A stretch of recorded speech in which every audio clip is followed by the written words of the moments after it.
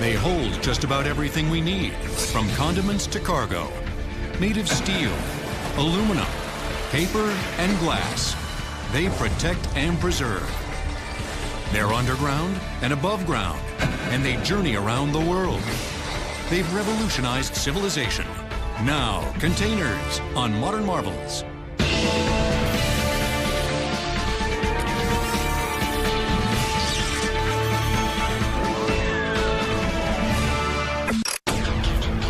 In China, TVs, blue jeans, and light bulbs are being manufactured by the millions. But how do these goods get to stores in the United States? In the transport industry's ubiquitous standard shipping containers.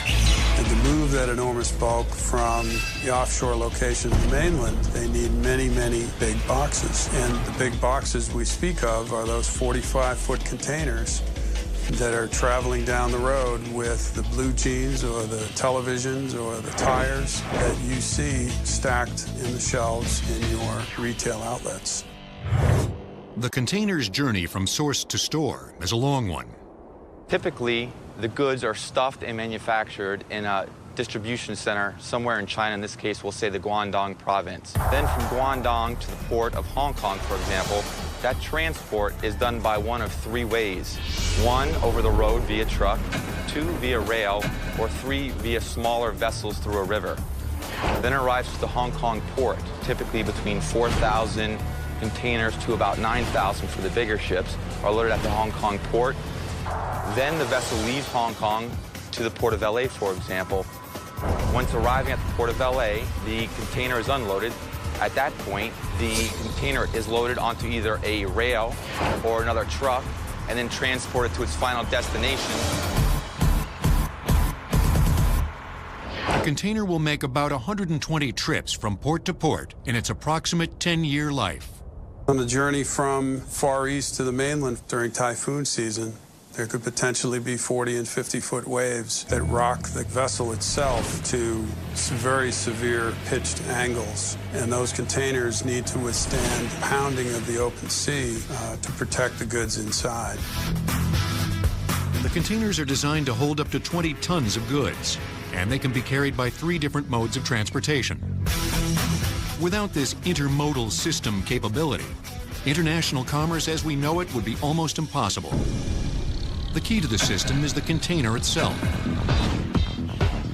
At the China International Marine Containers Factory in Shenzhen, China, new containers are turned out every 5 minutes. Huge sheets of steel are folded, bolted, and painted on an assembly line into one of 3 lengths as dictated by the International Standards Organization, or ISO. The uniform lengths are 20 feet, 40 feet, and 45 feet. Most containers today are of the 40-foot variety.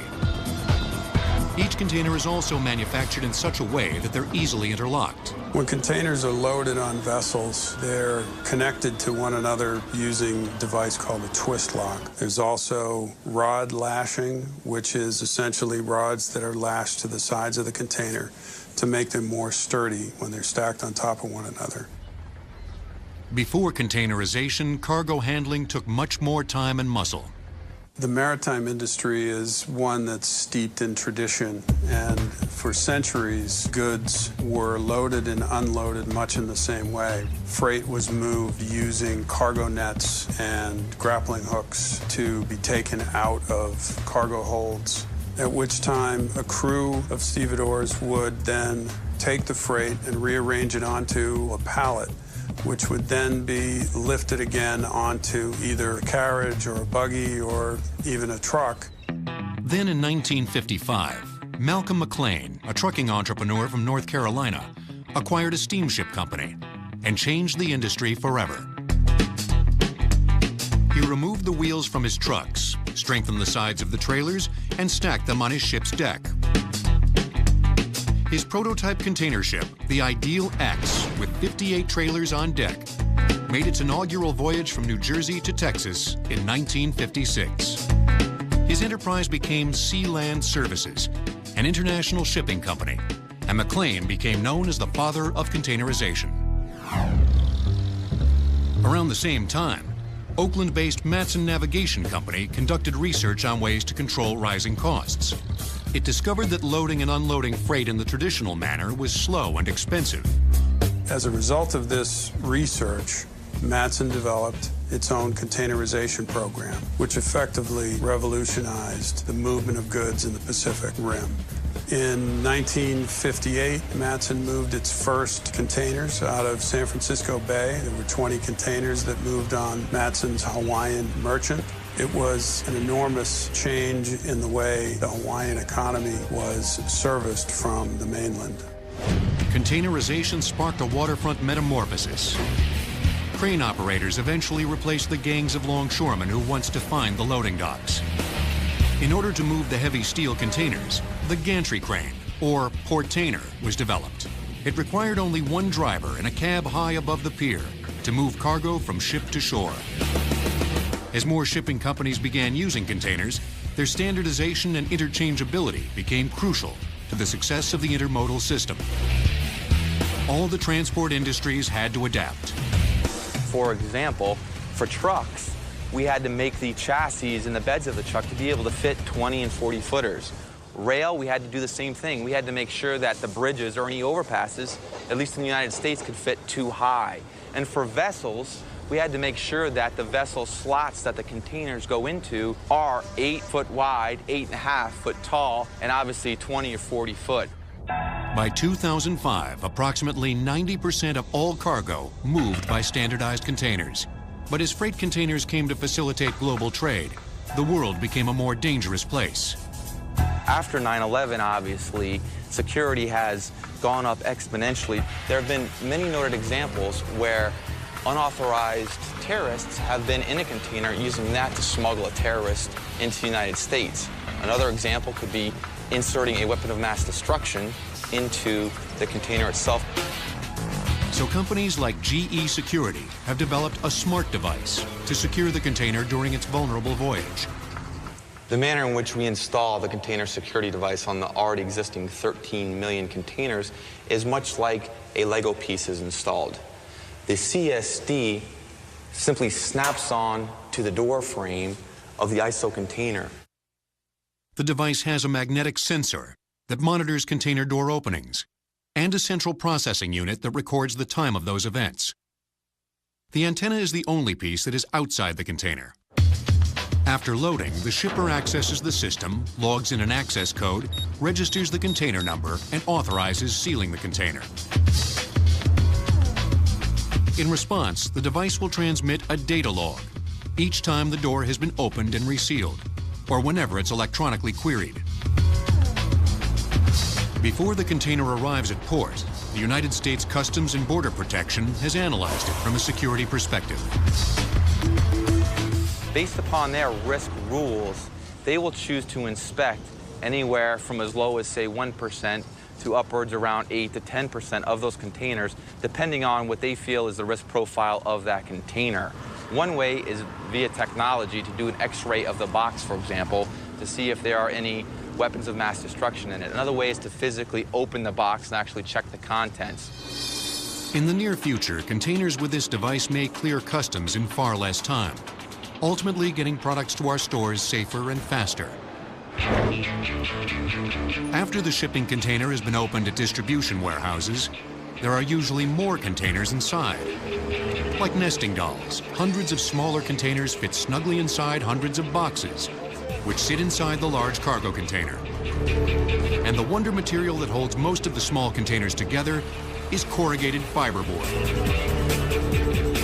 With paper made from farmed southern pine trees and up to 70% recycled fiber, this Georgia Pacific factory in Richmond, Indiana, produces 65,000 tons of corrugated fiber a year. You probably call these cardboard boxes, but the industry begs to differ. If you look at most boxes or most containers, they used to be made out of layers and layers of fine paper that makes a board, and they used to call that cardboard. And a lot of packaging was made out of the cardboard back then. Now there's a lot more product out there that's made more out of the corrugate or out of the corrugated sheets that we make. In 1890, a Brooklyn printer and paper bag maker named Robert Gare invented the corrugated carton. And ultimately, change the way we pack and ship today. Today's corrugated boxes are stronger and use less paper than cardboard boxes. The boxes we make here are made of 3 different components. You have right here, which is what we call the liner part of the board. It's a brown, typically looks like a craft paper bag out of a grocery store. The inside of the box is what we call a medium, which we flute. It's a very similar process to someone who might be ironing the wrinkles out of a shirt, but we're ironing wrinkles into our sheets. We are taking heat to condition the paper and steam to make it receptive to forming the flute shapes, and then starch to be the glue or the bond to take the 2 separate pieces of paper and glue them together.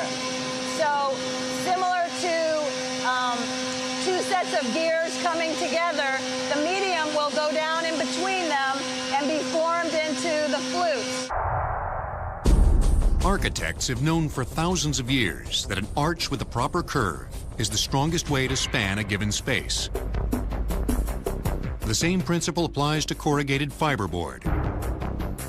Arches in the corrugated medium, when anchored to the liner board, resist bending and pressure from all directions.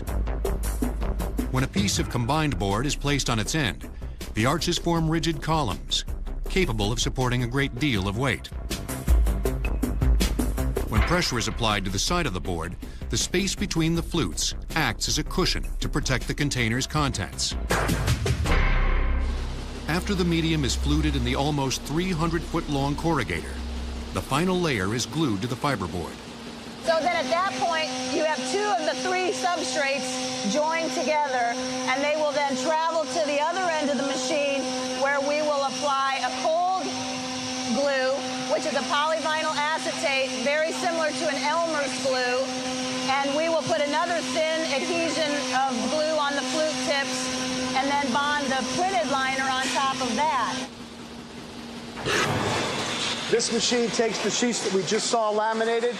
We feed them through this line 1 sheet at a time. They're delivered to a cutting station where I'm literally cutting them like a cookie cutter. I've got cutting roll, I've got creasing roll inside the die that can actually cut out the board and crease it where it's supposed to be creased. It goes on to station 2 where we literally strip out the scrap. Scraps are recycled into new boxes immediately. Once it's stripped, it's delivered to a pallet, and they're taken flat off to the next station. The finished box is folded and glued into various shapes to fit and protect everything from juice to toys. We can take a blank like this. With the fold and gluer, we can turn it into a carton like this. We can also take a blank in this form. We can turn it into something that'll pack flat in the case for the customer so that at their end, they can just pop it and fill it. America's corrugated container board is so highly prized that more than 660,000 tons of it are exported to factories throughout the world in standardized shipping containers. Both the containers and the boxes can hold a lot of goods, but what if you've got to store America's petroleum reserve or its food surplus? You'll need the biggest containers in the world. In 2004, the value of containerized cargo entering United States ports totaled more than $750 billion. Containers will return on Modern Marvels, here on the History Channel. When it comes to containers, none rival the size of the U.S. Strategic Petroleum Reserve.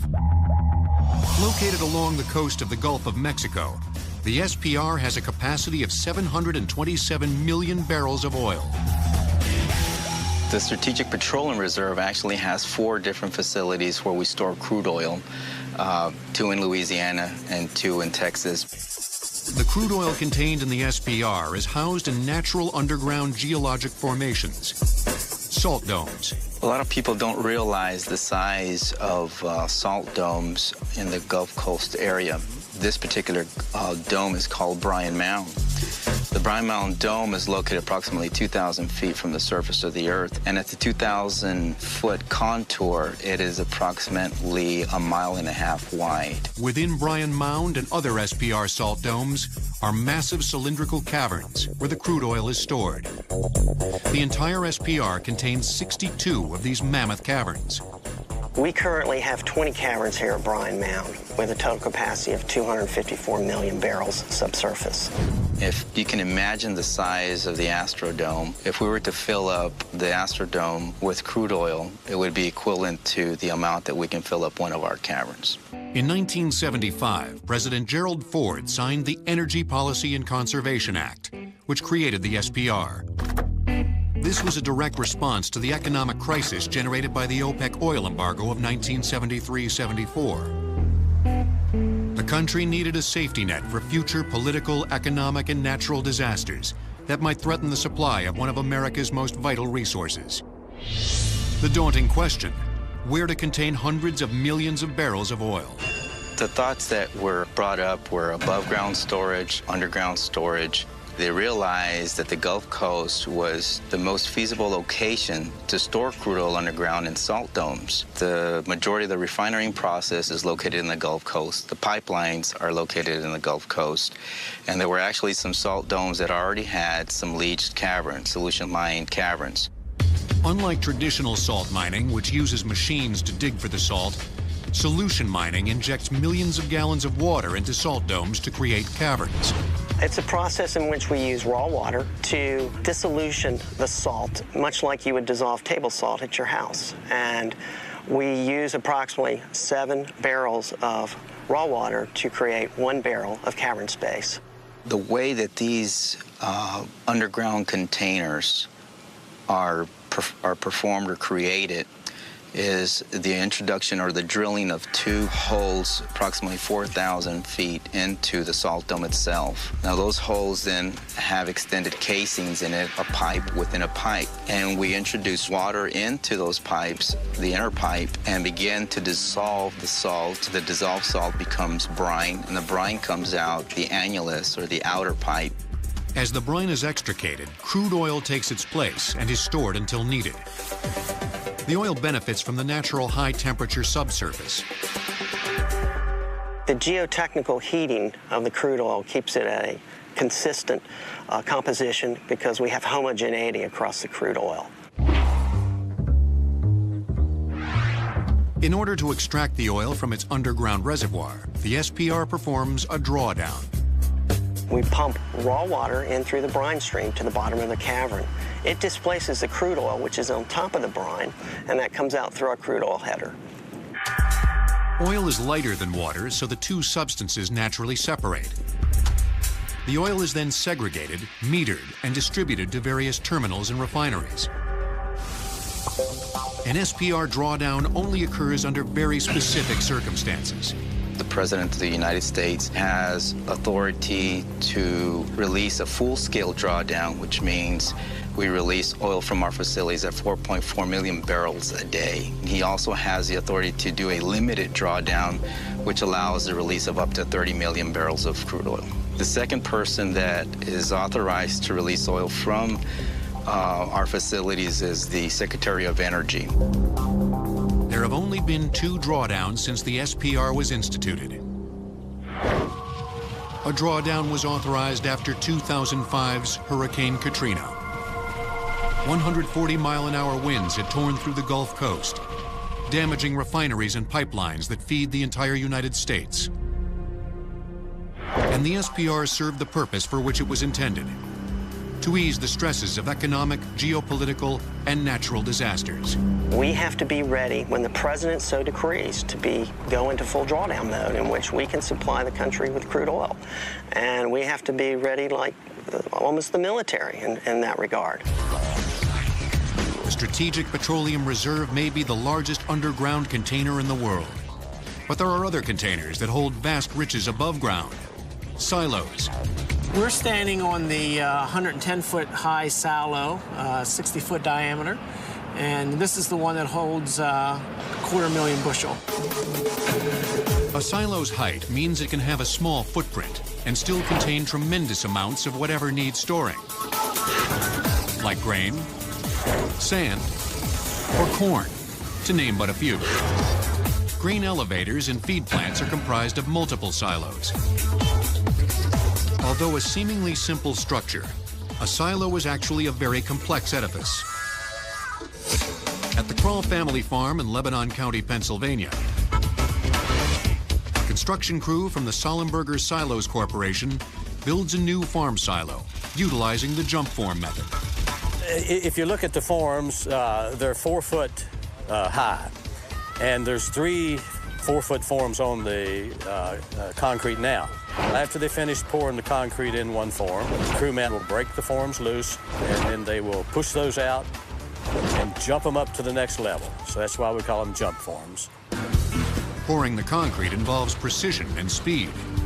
He moves the buggy continuously around so that the concrete fills the form level. He doesn't want to put it all in one place because it'll try to bulge the forms out. And so he fills it up even all the way around. Steel rebar supports are placed in the concrete. Engineers have designed these silos based on the material that's stored. If we store shell corn, there's a lot of horizontal pressure, and so we need more steel. That gives us the strength in the silo walls.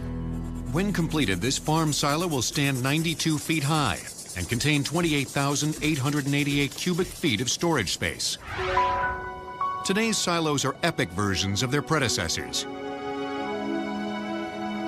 Agricultural scientist Franklin Hiram King patented the first silo in 1889. King's silo was a modified barn, cylindrical in shape. He knew that the cylinder structure was strong and reduced the likelihood of spoilage. King's silo finally evolved into this behemoth, the largest farm silo in the United States. It stands 148 feet tall in Berks County, Pennsylvania. In this big silo, there's over 90,000 cubic feet of storage capacity. And the Goodyear blimp has about 70,000 cubic feet, so this is bigger than the Goodyear blimp. For most modern silos, concrete is king.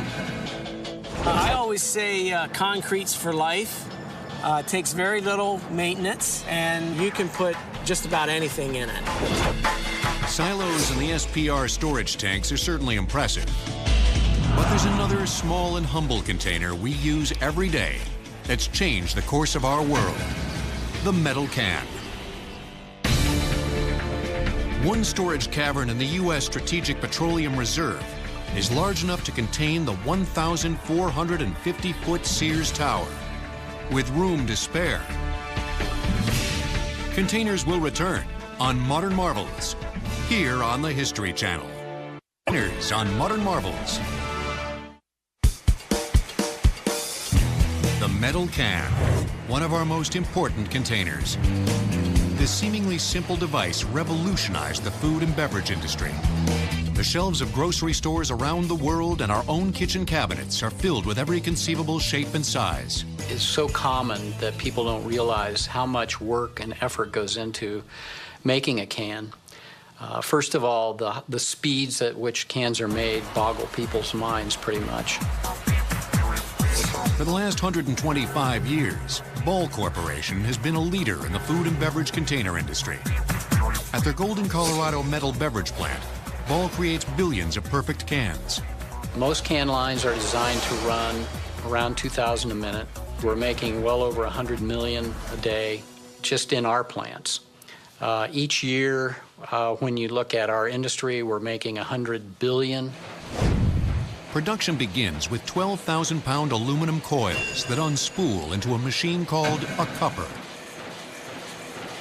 The cupper creates this piece of product that is really the very first process of making a two-piece can. This process knocks out 12 of these at once, and these are then conveyed to a machine called the body maker. The body maker drives a steel form into the cup, which extends the aluminum. You can see here that it's untrimmed. It's a little rough on the top. Before the can exits the body maker, the top is cut to its standard size, and a pressure dome is created. Has the pressure dome here, which resists the carbonation from bulging it out. This can is then trimmed to have what we call a factory finish, so that every can has this nice trimmed height, and they're all exactly the same after this point. Each can then journeys to a system of washers and dryers that produce clean containers ready for their next phase, the printer. The printer is essentially the machine that paces the entire can line. It'll speed up or slow down, and the rest of the can line has to sort of behave in the same manner. The printer uses up to 8 different colors of ink to design intricate labels. Then a fine lacquer covers the artwork. From here, the cans enter an oven that bakes on the ink and lacquer. And then that can goes from that oven into what we call internal spray machines. And these spray the inside of the can with a coating, and then that is baked on as well. So you've got no metal exposure. At each phase of the production line, the cans must be flawless, or else they're discarded and recycled. The final step prior to shipping is to create a neck and flange on the can. We put a neck and a flange on the can. This neck and the flanging gives it a lot of strength, and it prepares it for the end, which comes on after the can is filled with product. An end comes on, and this flange is then rolled into what we call a double seam, which gives it a hermetic seal. Product is perfectly preserved from light or oxygen, and nothing comes out of the can either until you open it. The cans are then aligned onto pallets, marked for transport, and sent to the warehouse to await delivery. But making food and beverage containers hasn't always been this fast or streamlined. The sterile container can be traced back to an 18th century French general, Napoleon Bonaparte. In 1795, as he was trying to conquer Europe, he was having a very difficult time obtaining the necessary foodstuffs for his armies. And he went back to the French government, and they actually started a contest to develop a feeding system that would make food non-perishable. And a fellow by the name of Nicholas Appert in 1795 took on the project. It took almost 15 years, but Nicholas Appert was successful. He partially cooked food, put it in a glass container, corked it, and then boiled the bottle. Englishman Peter Durand had a different idea. He started working with metal instead of glass in the early 1800s. And he figured out a way to use the metal can as opposed to glass, doing basically the same process, but the metal can was much more durable, it didn't break, and the result was that Durand's process was much more sterile and had more longevity. Durand combated rust buildup in his iron cans with a tin lining that protected the food. He then soldered on a lid after the can was filled. That was the dawn of the tin can. Durand's innovations soon found many practical applications, including the preservation of fruit and vegetables, which could now retain their vital nutritional value. Scurvy, which had been the bane of many an English seaman, ended. Sailors who had once starved for nutrients could now withstand long voyages. By the time of the American Civil War, Union soldiers relied on canned food for survival almost as much as gunpowder. It became something that allowed civilization to do things other than just forage for their food. So the preservation of food in a safe manner allowed them to begin to do other things. And, you know, that was really the beginning of industrialization. In the decades to follow, automation caused the tin can industry to flourish. During the Second World War, the can's value became deeply rooted in the minds of American GIs. 2/3 of the food served to the soldiers in the Second World War was canned food. And then they came home, and families were dispersing and going elsewhere, and the result was that they had a real confidence in canned food. In the post-war era, food in a can became a staple in every home and propelled the industry forward. In North America, today we process 33.5 to 34 billion cans of food every single year. The metal container has been threatened by other forms of packaging, plastic and flexible packaging and things like that. And I can honestly tell you that I've seen the obituary written for the metal can several times. But when all is said and done, the metal container is still going to survive. While the metal can may hold the distinction as the world's most important container, another can with a clever innovation nearly eclipsed its importance: the aerosol can. The aerosol can came into its own in the 1940s. Again, war proved to be the impetus for significant innovation.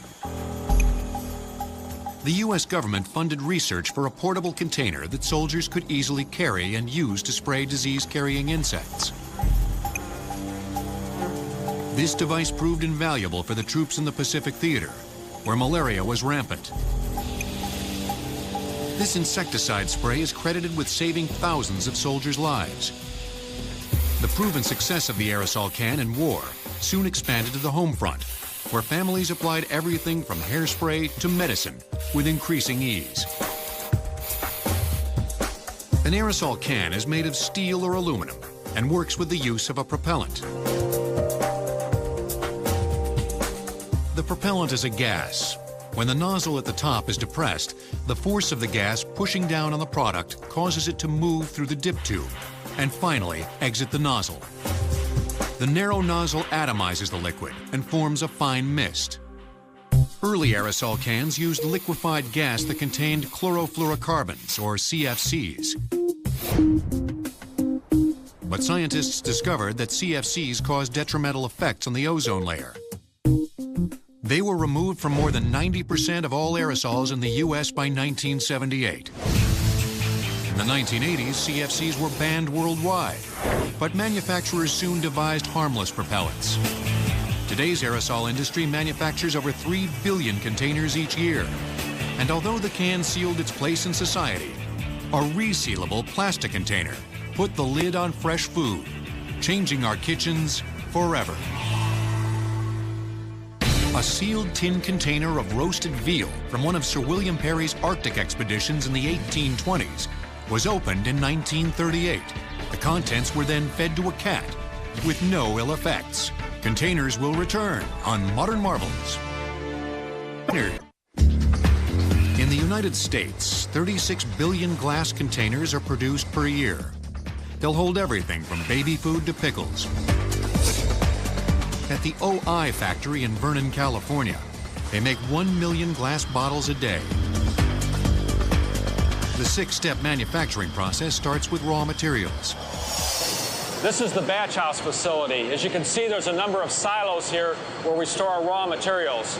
Silica sand, limestone, soda ash, and cullet, which is our recycled glass. And within this facility, we weigh it, we mix it, and we then deliver to the furnaces via a conveyor system. The fiery furnace that is approximately 5 feet deep converts the raw materials into molten glass. This furnace consists of high-temperature ceramic brick of many different sizes and shapes and weights. It contains about 500 tons of molten glass at about 2,800 degrees. After the glass is melted in the furnace, it's delivered to the forming machine. The molten glass gets sheared into uniform pieces called gobs, and then blown into the mold shape with compressed air. The glass enters the forming machine at 2,100 degrees Fahrenheit. Formed glass containers leave the machine at 900 degrees Fahrenheit in less than 10 seconds. This rapid cooling helps the glass retain its shape. The extreme change in temperature can cause stress in the bottles if they're not cooled properly. Therefore, the formed containers are loaded into an annealing leer, where their temperature is raised to 1,000 degrees, then reduced gradually to below 200 degrees. This reheating and slow cooling eliminates the stress in the containers, making them stronger and more shock resistant. After the annealing process is complete and the bottles have cooled down to about 200 degrees Fahrenheit, we apply a coating on the outside of the bottles. The coating protects the bottles against abrasion and scratches, thereby enhancing the strength characteristics of the container. Each bottle is inspected. Those that don't pass get sent back to the fire. After inspection, some of our bottles are bulk palletized rather than being put into cartons. This machine right here puts our bottles on top of a pallet 9 layers high. We then strap them to the pallet in preparation for shipment to the customer. The highly mechanized system that runs 24/7 in over 81 OI plants worldwide turn raw materials into billions of transparent, strong containers a year. It's taken glassmakers thousands of years to reach this level of speed and efficiency. Around 1500 BC, Egyptian craftsmen developed a method for producing the first glass pots by dipping a core mold of compacted sand into molten glass and then turning the mold so that the glass adhered to it. While still soft, the glass-covered mold was rolled on a slab of stone in order to smooth or decorate it. Then, sometime between 27 BC and 14 AD in Syria, the blowing of glass transformed glass container making. Glass blowing has basically remained unchanged. Once the glass is heated into a semi-liquid, it's placed at the end of a rod called a punty. The glass blower then blows into the punty to shape the glass into different formed containers. By 1880, more than 25% of the glass made in America was used for common bottles that were arduously blown one at a time. In 1903, all that changed with an invention by a young glassblower from Ohio. The first fully automatic bottle machine invented by Mike Owens would make 9 bottles per minute. And to put that in perspective, the output of that machine in one day would have required 36 men and boys working for 18 hours blowing bottles by hand. High-speed filling and packing lines soon followed. The O in OI stands for Owens, and it's the legacy of his machine on which the company has built its global container business. It continues to produce billions of glass containers every year. Before the post-war era in the 1940s, glass and metal containers were the most common options available to store food. That is, until a man named Earl Tupper revolutionized food storage and preparation.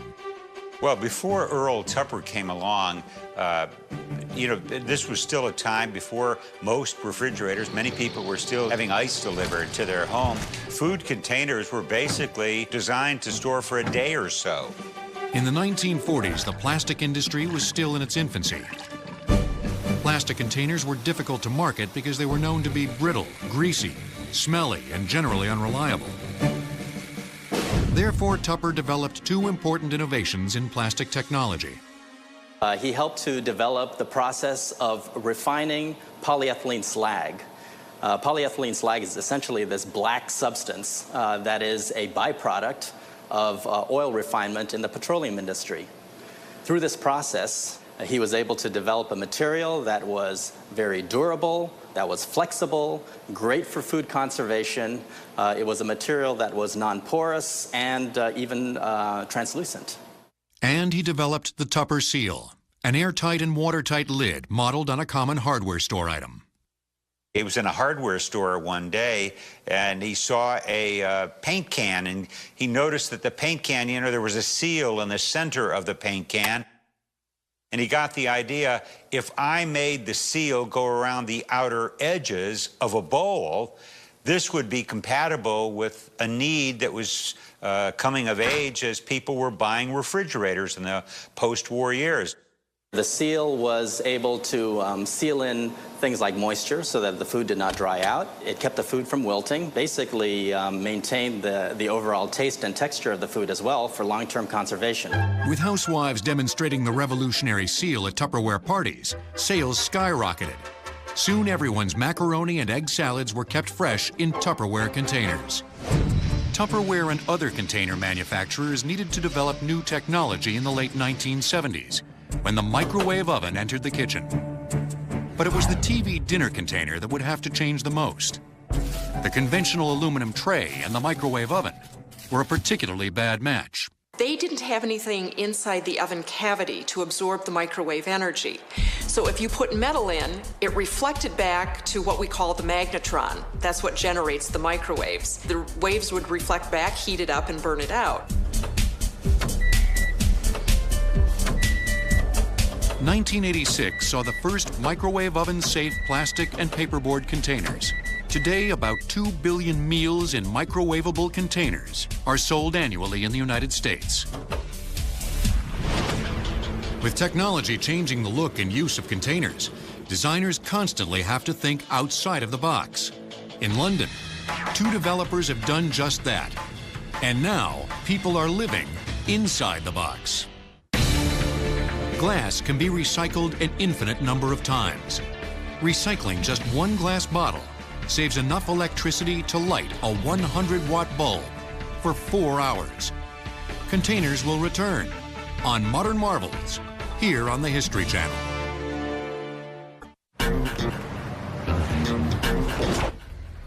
Enough shipping containers exist on our planet to build an 8-foot-high wall around the equator, twice.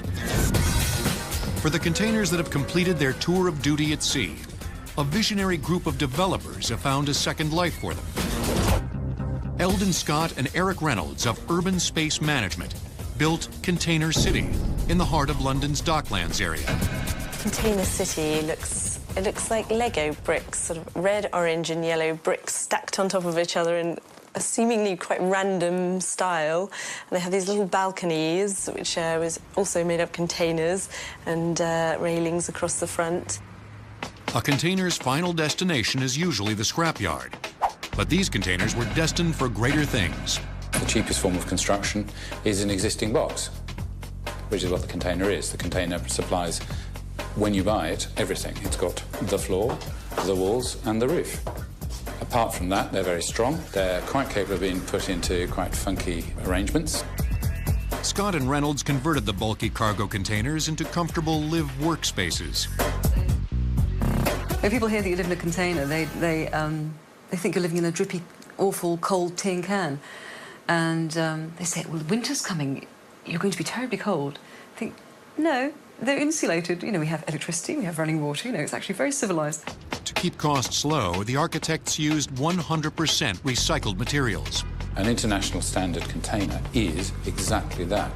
They are precisely within a couple of millimetres the same size at the corners, because all those corners join together. So that's a wonderful thing about building with them, of course, that you don't have the problem you do with, say, bricks or blocks, which come in slightly different sizes and you have to make it up with cement. Containers, you know, are going to be perfect, so you can buy them anywhere and they will work. It took 5 months to erect Container City 1, which opened in May 2001 and provided 12 work studios. In 2003, another floor was added in less than 2 days that provided 3 additional live-work apartments. A total of 100 units now make up Container City. There was enough demand, and again to prove a point, that because these things are designed to stack, they literally pop on top of each other, we put another floor on it. A 300-square-foot space, the size of one container, costs about $80 to $140 per month to rent. The success of Container City led to a boom in other container buildings for schools, hospitals, and sports centers. We have accidentally found ourselves actually running a business making these things. They were initially for ourselves. Urban Space Management has gone global with their livable containers. They're making sales in South America, Pakistan, and Australia. However, they might have competition in Australia.